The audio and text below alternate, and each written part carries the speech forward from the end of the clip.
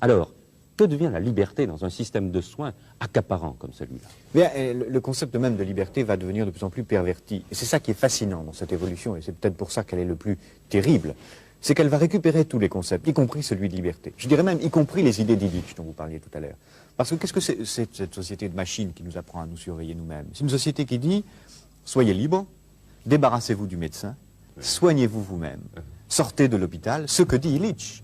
Et autrement dit, elle va, sous prétexte de liberté, sous prétexte d'autonomie, créer les conditions de l'aliénation la plus formidable, qui est en quelque sorte l'aliénation par soi-même, volontaire, à une norme imposée de l'extérieur.